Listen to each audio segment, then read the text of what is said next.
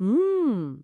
পেন্টাগনের অফিসে হঠাৎ করে গভীর রাতে পিৎজা ডেলিভারির পরিমাণ অস্বাভাবিকভাবে বেড়ে গেলে সামরিক বিশ্লেষকদের রাতের ঘুম কেন হারাম হয়ে যায়? হ্যাঁ, শুনতে একটু অদ্ভুত লাগলেও এই পিৎজার অর্ডারের সাথে কিন্তু একটা সম্ভাব্য বড় যুদ্ধের সরাসরি সম্পর্ক রয়েছে। একদম। ইতিহাসে দেখা গেছে যখনই পেন্টাগনের কর্মকর্তারা কোনো বড় সামরিক অভিযানের প্রস্তুতি নিতে অতিরিক্ত সময় কাজ করেন, মানে ওভারটাইম করেন, তখনই সেখানে পিৎজার অর্ডার এই মাত্রায় বৃদ্ধি পায়। আর ঠিক এই ঘটনাটি কিন্তু সম্প্রতি ঘটছে। মানে হলো মধ্যপ্রাচ্যে এমন এক যুদ্ধের প্রস্তুতি চলছে যা হয়তো দৈনন্দিন বাজারের চাল-ডালের দাম থেকে শুরু করে আধুনিক প্রযুক্তির ভবিষ্যৎ, মানে সবকিছু সম্পূর্ণ বদলে দিতে পারে। আজকের এই গভীর বিশ্লেষণে স্বাগত জানাচ্ছি। ধন্যবাদ। আমরা আজ আলোচনা করব ডোনাল্ড ট্রাম্পের সাম্প্রতিক ঘোষণায় ইরানের ওপর একটি সম্ভাব্য মার্কিন স্থলাক্রমের পরিণতি এবং বিশ্ব ভূ-রাজনীতিতে এর প্রভাব নিয়ে। আচ্ছা, একটা বিষয় পরিষ্কার করা দরকার। আজকের এই আলোচনার তথ্যগুলো নেওয়া হয়েছে মূলত প্রফেসর জিয়াংয়ের একটি ইউটিউব ভিডিও ট্রান্সক্রিপ্ট থেকে। ঠিক।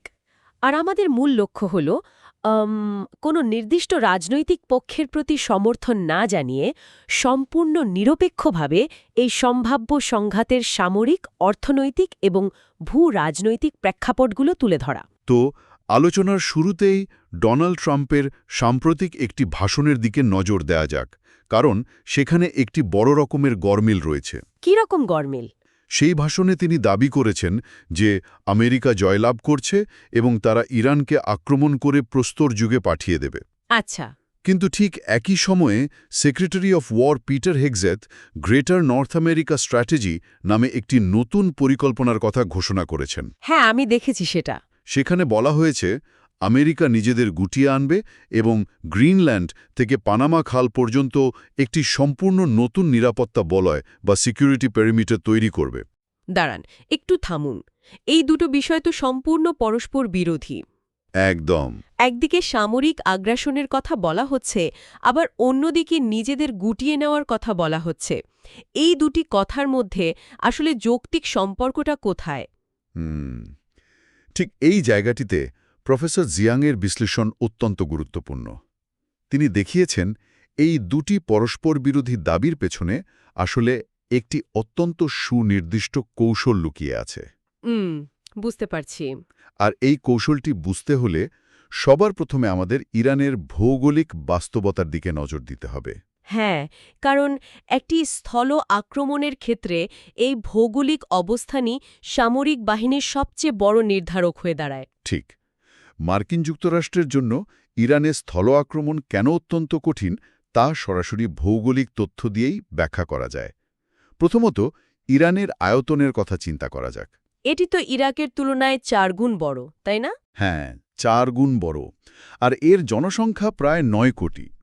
এখন যদি পশ্চিম দিক থেকে মানে ইরাক সীমান্ত দিয়ে আমেরিকা আক্রমণ করতে চায়, তবে শুরুতেই তাদের জগ্রস পর্বতমালার মুখোমুখি হতে হবে। ও আচ্ছা, এই জগ্রস পর্বতমালা তো উত্তর থেকে দক্ষিণ পর্যন্ত বিস্তৃত। একদম।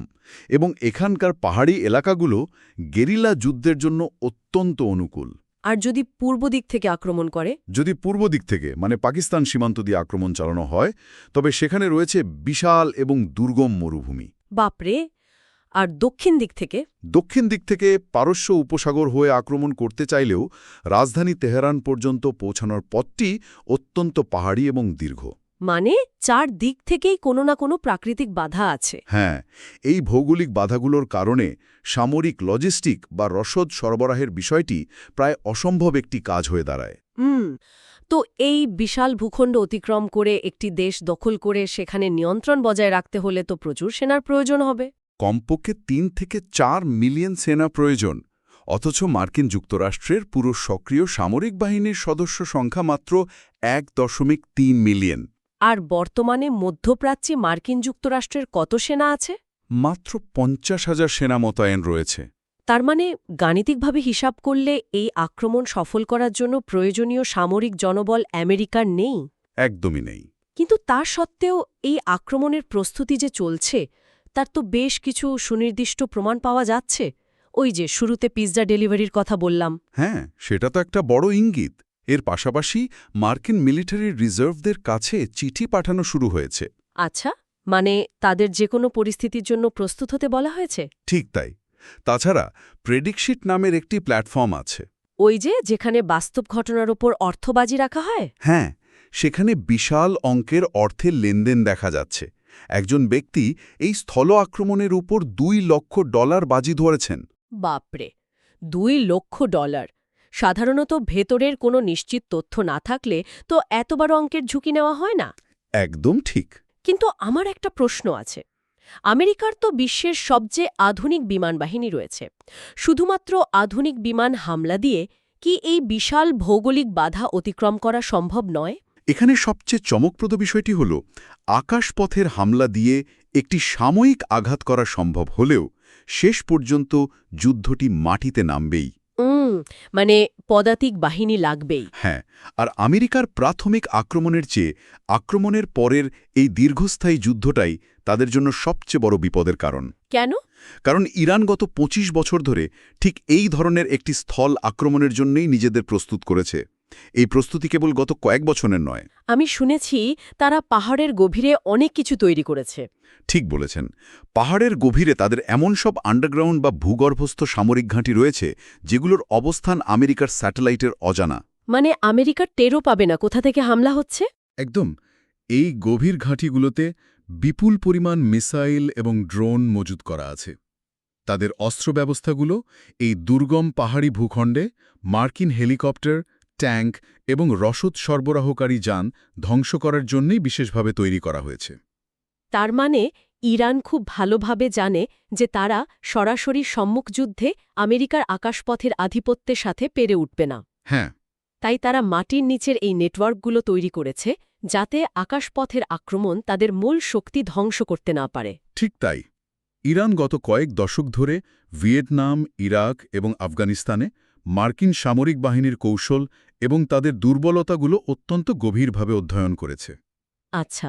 তারা জানে যে আধুনিক প্রযুক্তি থাকা সত্ত্বেও মার্কিন বাহিনী দুর্গম ভূখণ্ডে দীর্ঘমেয়াদী যুদ্ধে দুর্বল হয়ে পড়ে।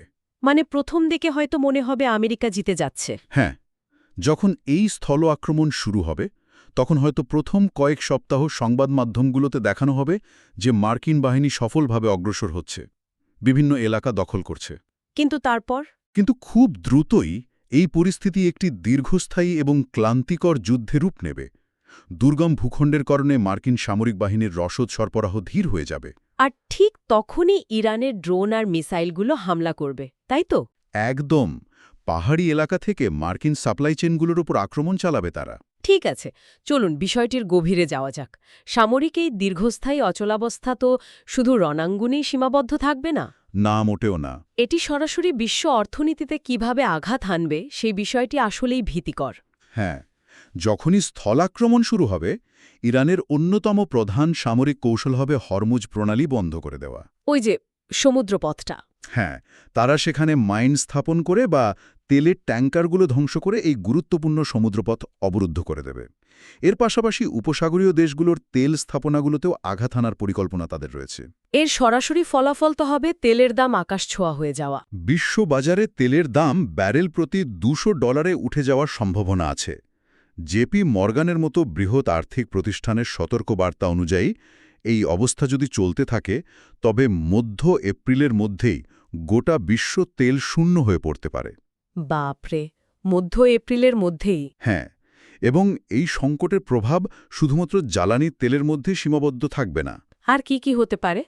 হরমুজ প্রণালী দিয়ে আরও অনেক গুরুত্বপূর্ণ রাসায়নিক উপাদান পরিবাহিত হয়। এই পথ দিয়ে ফসফেট, অ্যামোনিয়াম, সালফার এবং ইউরিয়া পরিবাহিত হয়। এগুলো তো সার তৈরির উপাদান। একদম। কৃষিকাজে ব্যবহৃত সার তৈরির একদম প্রাথমিক ও মূল উপাদান এগুলো। দাঁড়ান, এই বিষয়টা একটু পরিষ্কার করা দরকার। সার তৈরির মূল উপাদান সরবরাহ বন্ধ হয়ে গেলে তো বিশ্বজুড়ে কৃষকরা ফসল উৎপাদনই করতে পারবেন না। ঠিক তাই। এর মানে হল সরাসরি একটি বৈশ্বিক খাদ্য সংকট তৈরি হবে। সাধারণ মানুষের প্রাত্যহিক জীবনে এর প্রভাব হবে ভয়াবহ। বাজারে খাবার পাওয়া যাবে না। হ্যাঁ, এবং যতটুকু পাওয়া যাবে তার দাম সাধারণ মানুষের নাগালের অনেক বাইরে চলে যাবে। এটা তো একটা বিশাল বিপর্যয়। এখানেই শেষ নয়, এর সাথে যুক্ত হবে প্রযুক্তির সংকট। প্রযুক্তির সংকট? সেটা কিভাবে?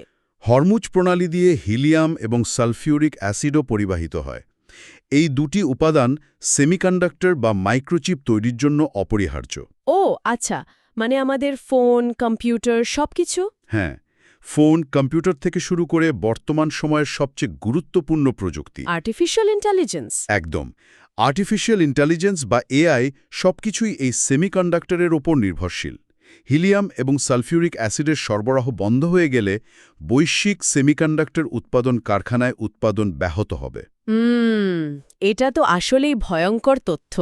তার মানে এআই শিল্প সম্পূর্ণ ধসে পড়বে? হ্যাঁ, আর বর্তমান মার্কিন শেয়ার বাজার তো অনেকাংশেই এই এআই বা প্রযুক্তি কোম্পানিগুলোর ওপর নির্ভরশীল। অর্থাৎ সরবরাহ সংকট শুধু জিনিসপত্রের দামই বাড়াবে না, বরং শেয়ার বাজারে একটি বড় ধরনের ধস নামাবে। যদি আমরা একে বৃহত্তর প্রেক্ষাপটের সাথে যুক্ত করি, তবে দেখতে পাব বৈশ্বিক অর্থনৈতিক এই মন্দা এবং সরবরাহ সংকট কিভাবে সরাসরি মার্কিন যুক্তরাষ্ট্রের আর্থিক ভিত্তিমূলে আঘাত করবে। আচ্ছা, কিভাবে? এখানেই চলে আসে পেট্রোডলার ব্যবস্থার বিষয়টি। ও, ওই যে ৭০-এর দশকের চুক্তি। হ্যাঁ, ১৯৭৩ সাল থেকে তেলের বিশ্ববাজার মার্কিন ডলারে নিয়ন্ত্রিত হয়ে আসছে। সেই সময় সৌদি আরব এবং অন্যান্য উপসাগরীয় দেশগুলো এই চুক্তিতে সম্মত হয়েছিল যে তারা বিশ্ববাজারে শুধুমাত্র মার্কিন ডলারে তেল বিক্রি করবে। আর এর বিনিময়ে আমেরিকা তাদের সামরিক নিরাপত্তা প্রদান করবে। ঠিক, এই চুক্তির কারণেই বিশ্বজুড়ে মার্কিন ডলারের একটি স্থায়ী এবং বাধ্যতামূলক চাহিদা তৈরি হয়েছে। কারণ বিশ্বের যে কোনো দেশে তেল কিনতে হলে তাদের আগে ডলার সংগ্রহ করতে হবে। আর এই বিশ্বব্যাপী ডলারের চাহিদাই আমেরিকাকে তাদের ৩৯ ট্রিলিয়ন ডলারের বিশাল জাতীয় ঋণ টিকিয়ে রাখতে সাহায্য করছে। বিষয়টা তো এভাবেই কাজ করে, তাই না? একদম। বিশ্বের অন্যান্য দেশগুলো ডলার মজুত রাখার জন্য মূলত আমেরিকার ট্রেজারি বন্ড বা ঋণপত্র কিনে থাকে। একেবারেই সঠিক। এশিয়া এবং ইউরোপের দেশগুলো, মানে যেমন জাপান, চীন, তাইওয়ান বা ইউরোপীয় ইউনিয়ন, তারাই মূলত আমেরিকার এই ঋণের সবচেয়ে বড় ক্রেতা। আচ্ছা। তারা মধ্যপ্রাচ্য থেকে তেল কেনার জন্য বিপুল পরিমাণ ডলার নিজেদের কাছে মজুদ রাখে এবং সেই ডলার দিয়ে মার্কিন ঋণ কেনে। এখন যদি হরমুজ প্রণালী বন্ধ হয়ে যায় এবং উপসাগরীয় দেশগুলোর তেল অবকাঠামো ধ্বংস হয়ে যায়, হ্যাঁ, তাহলে তো তেল সরবরাহ বন্ধ হয়ে যাবে। আর তেল বিক্রি বন্ধ হলে ডলারের লেনদেনও বন্ধ হয়ে যাবে। তার মানে এশিয়া ও ইউরোপের দেশগুলোর তেল কেনার জন্য আর আগের মতো বিপুল পরিমাণ ডলার মজুদ রাখার প্রয়োজন হবে না। না, হবে না। তাদের কাছে থাকা ডলারগুলো তখন অপ্রয়োজনীয় হয়ে পড়বে। হ্যাঁ, এবং যখন তাদের ডলারের প্রয়োজন কমে যাবে, তখন তারা আমেরিকার ঋণপত্র বা বন্ড কেনাও বন্ধ করে দেবে। বুঝতে পারছি। বিশ্বের দেশগুলো মার্কিন ঋণ কেনা বন্ধ করে দিলে এই ৩৯ ট্রিলিয়ন ডলারের ঋণ নির্ভর অর্থনৈতিক ব্যবস্থাটি আর কাজ করবে না। তাহলে ডলারের কি হবে? মার্কিন ডলারের মান দ্রুত কমে যাবে, দেশের ভেতরে সুদের হার অস্বাভাবিকভাবে বেড়ে যাবে এবং মুদ্রাস্ফীতি চরম আকার ধারণ করবে। বাপরে! সহজ কথায়, হরমুজ প্রণালী বন্ধ হওয়ার মাধ্যমে পেট্রোডলার ব্যবস্থার পতনের সাথে সাথেই বর্তমান মার্কিন অর্থনৈতিক সাম্রাজ্যের পতন ঘটবে। আচ্ছা, আমি এই বিষয়টা ঠিক বুঝতে পারছি না। আমেরিকার এই সম্ভাব্য পতনের পূর্বাভাস জেনেও ডোনাল্ড ট্রাম্প কেন এই যুদ্ধে জড়াচ্ছেন? এটা একটা খুব ভালো প্রশ্ন। মানে একজন মার্কিন প্রেসিডেন্ট কেন জেনে শুনে এমন একটি পরিস্থিতি তৈরি করবেন যা তার নিজের দেশের বিশ্বব্যাপী অর্থনৈতিক নিয়ন্ত্রণকে ধ্বংস করে দেবে? এটা তো কোনো যুক্তিতেই মিলছে না। এখানেই আসে সেই টেকনেট বা স্বয়ংসম্পূর্ণ উত্তর আমেরিকার ভূ-রাজনৈতিক পরিকল্পনার বিষয়টি। টেকনেট? হ্যাঁ, প্রফেসর জিয়াংয়ের বিশ্লেষণ বলছে ট্রাম্প ইচ্ছাকৃতভাবেই এই বৈশ্বিক সংকটকে কাজে লাগিয়ে একটি নতুন বলয় তৈরি করতে চাইছেন। এটি একটি সুচিন্তিত কৌশল। আচ্ছা, কৌশলটা ঠিক কি?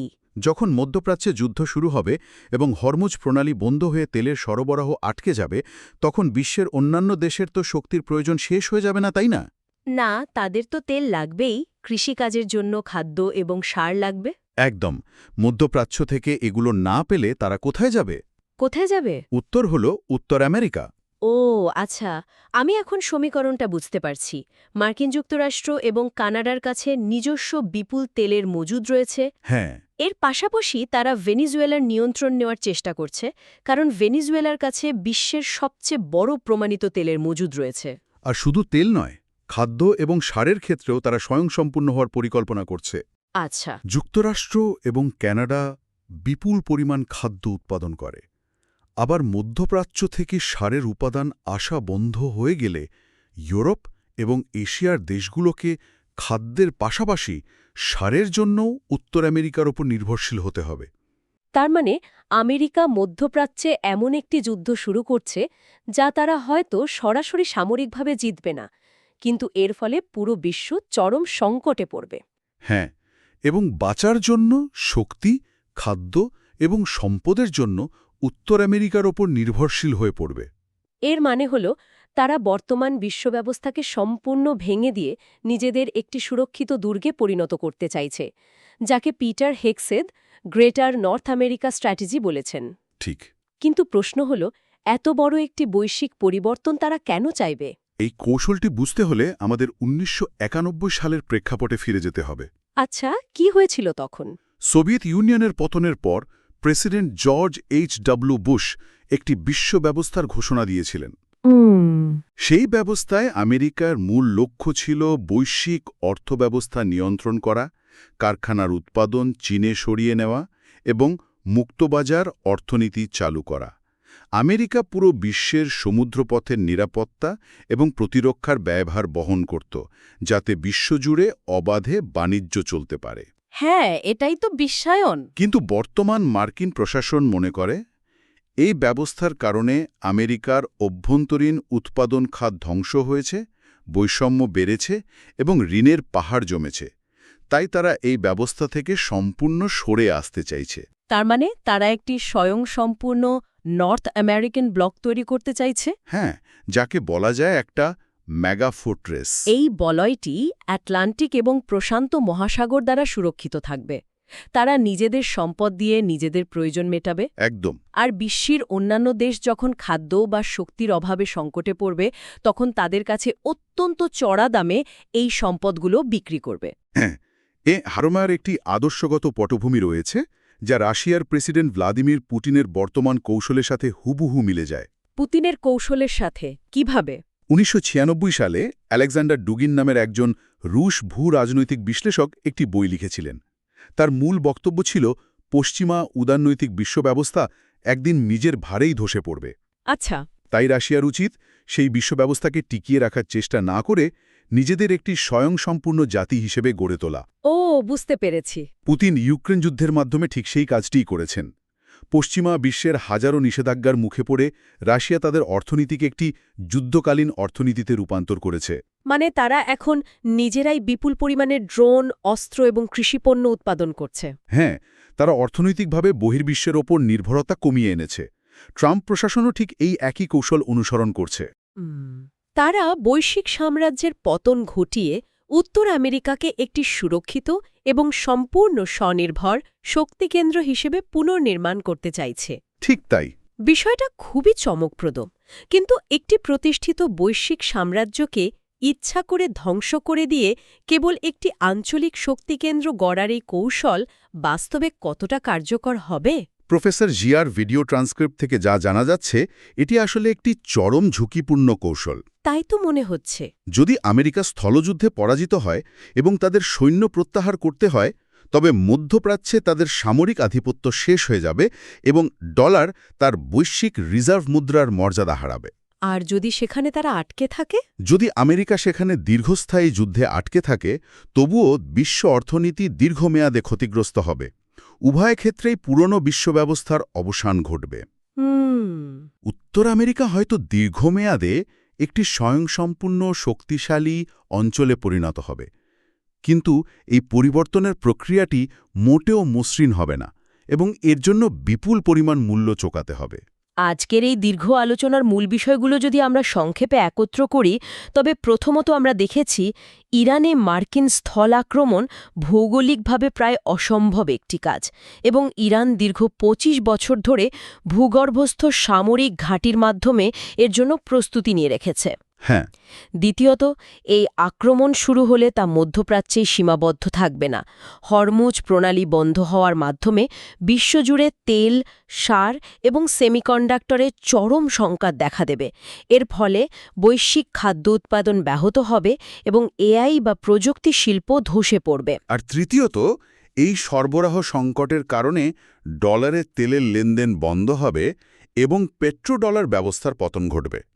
এর ফলে আমেরিকার ৩৯ ট্রিলিয়ন ডলারের ঋণ ব্যবস্থা চরম হুমকির মুখে পড়বে। একদম। এবং চতুর্থত, এই পুরো ধ্বংসাত্মক প্রক্রিয়ার চূড়ান্ত উদ্দেশ্য হল পুরনো বিশ্ব ব্যবস্থাকে ভেঙে দেওয়া। এর মাধ্যমে উত্তর আমেরিকাকে তেল, খাদ্য এবং সম্পদে স্বয়ংসম্পূর্ণ একটি নতুন সুরক্ষিত অঞ্চল বা টেকনেটে পরিণত করার পরিকল্পনা করা হচ্ছে। এই পুরো ভূ-রাজনৈতিক কৌশলগত খেলায় এখানে কে সঠিক বা কে ভুল সেটা আমাদের আলোচনার বিষয় নয়। না, একদমই না। কিন্তু একটি বিষয় অত্যন্ত পরিষ্কার, সাম্রাজ্যের এই লড়াইয়ে শেষ পর্যন্ত চরম মূল্য চোকাতে হয় সাধারণ মানুষকেই। ঠিক বলেছেন। এর প্রভাব পড়বে সেই সব মার্কিন সৈনিকদের ওপর যাদের এই দীর্ঘমেয়াদী যুদ্ধে পাঠানো হবে, সেই সব ইরানি নাগরিকদের ওপর যারা সরাসরি আক্রমণের শিকার হবেন, এবং সবচেয়ে বেশি প্রভাব পড়বে বৈশ্বিক দক্ষিণের অনুন্নত দেশগুলোর সাধারণ মানুষদের ওপর। হ্যাঁ, কারণ বিশ্ববাজারে খাদ্য এবং জ্বালানির দাম বেড়ে গেলে তারাই সবচেয়ে বেশি ক্ষতিগ্রস্ত হবেন। দীর্ঘমেয়াদে হয়তো লাভবান হবে শুধুমাত্র তারাই যারা সম্পদ এবং ক্ষমতার এই বলয় নিয়ন্ত্রণ করে। আজকের এই তথ্য উপাত্তের পুঙ্খানুপুঙ্খ আলোচনা শেষ করার আগে একটি নতুন বিষয় নিয়ে ভাবার সুযোগ রেখে যেতে চাই। আচ্ছা। যদি সত্যি উত্তর আমেরিকার নিজেদের একটি স্বয়ংসম্পূর্ণ বলয় হিসেবে গুটিয়ে নেয় এবং বৈশ্বিক পেট্রোডলার ব্যবস্থার চূড়ান্ত পতন ঘটে, তবে এই বিশাল শূন্য স্থানে কি ব্রিক্সের মতো বিকল্প অর্থনৈতিক জোটগুলো খুব সহজেই নিয়ন্ত্রণ নিয়ে একটি সম্পূর্ণ নতুন বহু মেরুকেন্দ্রিক বিশ্বব্যবস্থা তৈরি করবে? এটা আসলেই একটা গুরুত্বপূর্ণ প্রশ্ন। হ্যাঁ, বিষয়টি নিয়ে বিস্তারিত অনুসন্ধান করা যেতে পারে। আমাদের আজকের এই গভীর বিশ্লেষণ এখানেই শেষ করছি।